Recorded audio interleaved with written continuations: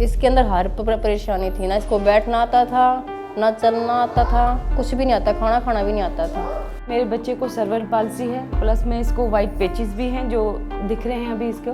हम बिहार से आए हैं, मुजफ्फरपुर ज़िला से, और इसके पैर के इलाज के लिए हमने काफ़ी सारे हॉस्पिटलों में भी दिखाया इसको, मगर उन्होंने कहा था ये बच्चा आपका ठीक नहीं हो सकता। मेरी बेटी को पैर में प्रॉब्लम है, हमने कई जगह दिखाया है इसको, उन्होंने ऑपरेशन ही बता दिया, पर इसका कोई इलाज उन्होंने नहीं बताया।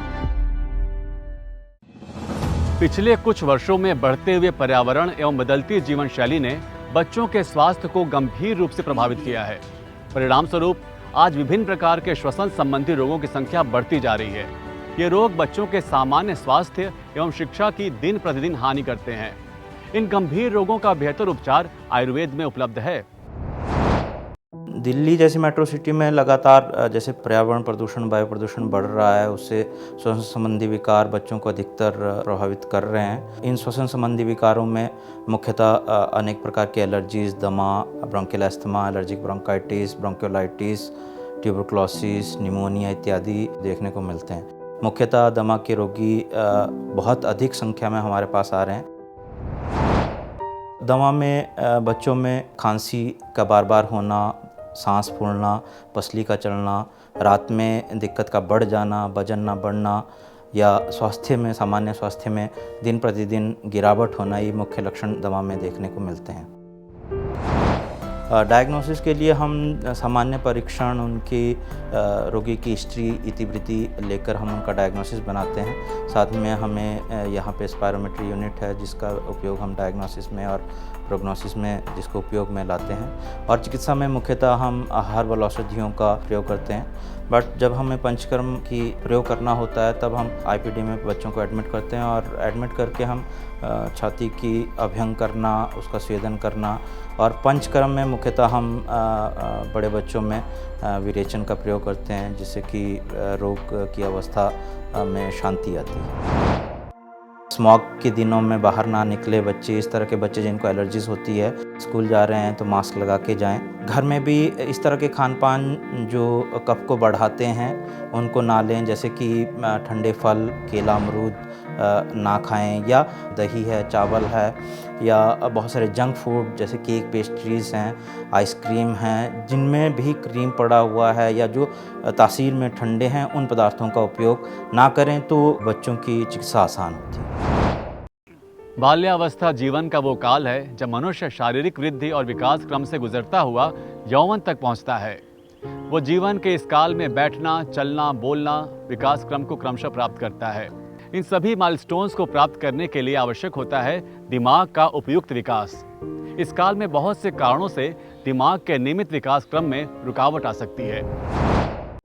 जो बच्चे हमारे पास में आते हैं डीसीएस को लेकर, उनमें cerebral palsy, autism, hydrocephalus, microcephalus, other neurological deformities, congenital neurological deformities, कुछ सिंड्रोम्स आदि पेशेंट्स हमारे पास में आते हैं। सेरेब्रल पाल्सी के पेशेंट्स में जो लक्षण होते हैं वो होते हैं कि बच्चे चलना, बैठना लेट चालू करते हैं, और इन बच्चे में कुछ अकड़न होती है हाथों पैरों में, और पैरों की कैंची भी होती है। सेरेब्रल पाल्सी के पेशेंट के लिए हम लोगों ने एक स्पेशल यूनिट बनाया है। उस यूनिट्स के अंदर हम इन बच्चों को एडमिट करते हैं और एडमिट करके उनकी ट्रीटमेंट करते हैं। इनके ट्रीटमेंट में हम लोग इनको कुछ हर्बल ड्रग्स जैसे ब्राह्मी, शंखपुष्पी, वचा, अश्वगंधा देते हैं। सेरेब्रल पाल्सी के बच्चों को हम पंचकर्म प्रोसीजर्स कालानुरूप एवं अवस्थानुरूप देते हैं, जैसे सर्वांग स्नेहन, षष्टिशालिक पिंड स्वेदन, तिल मास स्वेदन, पत्रपोटली स्वेदन, शिरोधारा, शिरोबस्ती, शिरोपिचू, सर्वांग धारा, मेध्य बस्ती, मात्रा बस्ती, स्नेह बस्ती, यापना बस्ती, नश्य आदि। इसके साथ साथ इन बच्चों में हम लोग physiotherapy, occupational therapy, speech therapy, yoga, इन सभी प्रक्रियाओं का भी उपयोग करते हैं।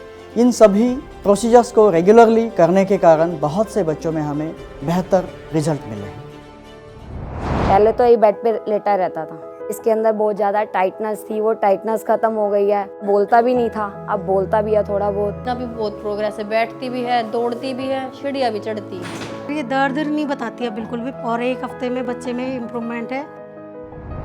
अनियमित दिनचर्या, कृत्रिम खानपान एवं प्रदूषित वातावरण से विभिन्न प्रकार की बीमारियां त्वचा में उत्पन्न होती हैं। इनका आयुर्वेद चिकित्सा पद्धति द्वारा बहुत कारगर इलाज किया जाता है। बच्चों में होने वाले स्किन डिसऑर्डर्स में eczema, scabies, dermatosis, leucoderma, psoriasis, fungal infections, atopic dermatosis आदि के पेशेंट ज़्यादातर आते हैं।